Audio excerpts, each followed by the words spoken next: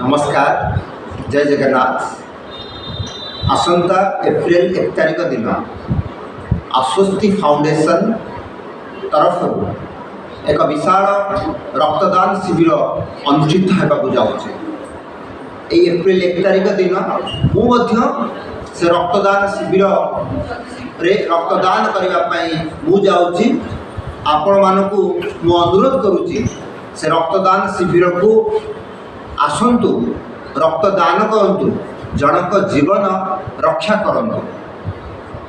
ये जो sickle cell, थैलासेमिया एवं हेमोफिलिया जो रोग रे आक्रांत होई मृत्युवरण रक्त अभाव मृत्युवरण करुछंती।